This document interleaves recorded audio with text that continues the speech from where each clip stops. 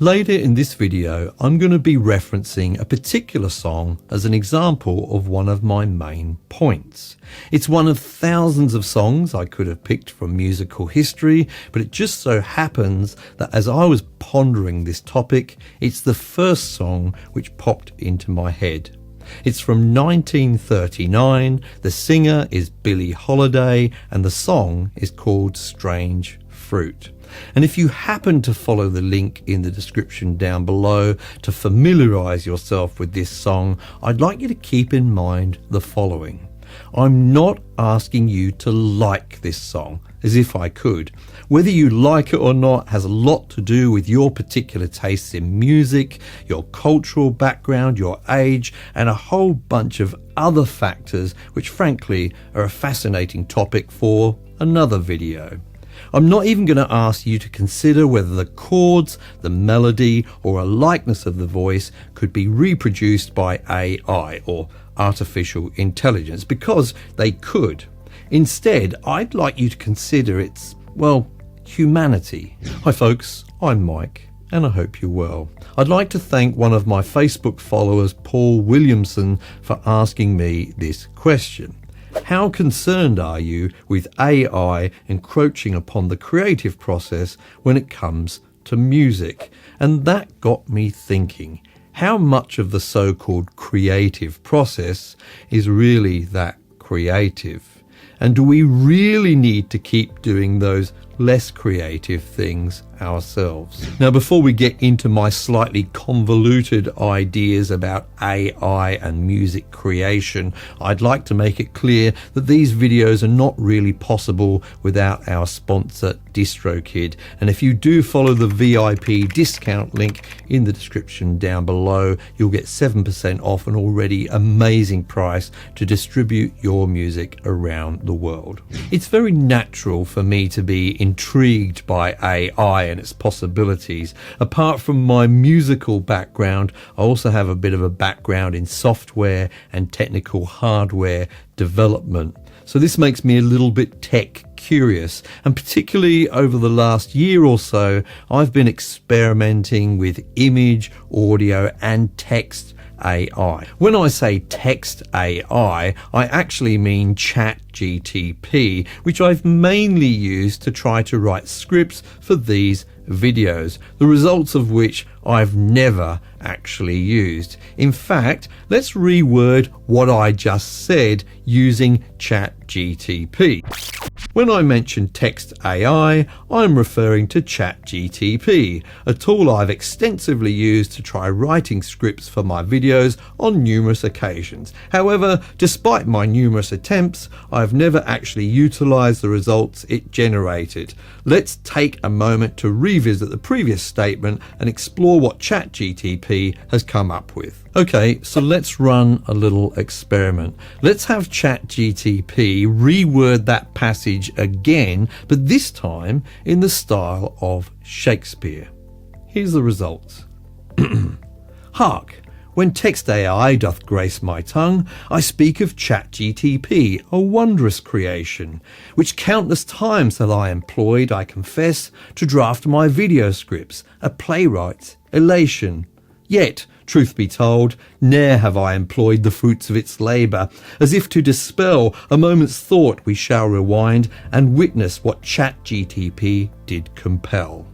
As you can see, ChatGPT does a pretty good job of impersonating Shakespeare, I guess, but when it comes to employing my particular style, it lacks one thing, and that is data. You see, most of what AI does is collect massive amounts of data, sorts it, makes sense of it, combines it, and then reproduces it in a pseudo-original format. And in a way, that's exactly what we do. Let's imagine for a moment that I am AI, and you come to me with some instructions or some prompts, and you say, hey, MikeAI, give me something which is in the style of a kind of a slow blues. And I say, no problem, human, got you covered.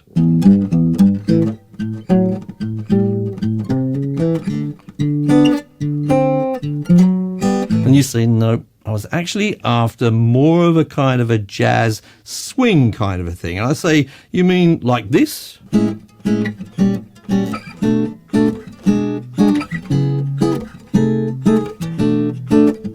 you say, nope. I was actually after something much more contemporary with the kind of chords that they may use in a hit single. I say, absolutely got you covered there. Let's have a go at this.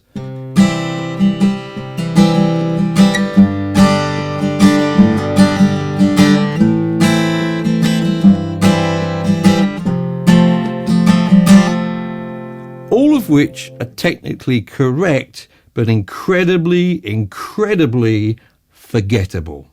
You see, none of these things would deserve any kind of awards or accolades or even any kind of protection, in my opinion. And unfortunately, many of us have been writing music just like this. Unfortunately, many of us have been creating music like this for quite a long time, including me. And whilst it's mostly unintentional, much like AI, we draw upon all of our past influences to create something new. I say mostly unintentional because sometimes it's completely intentional.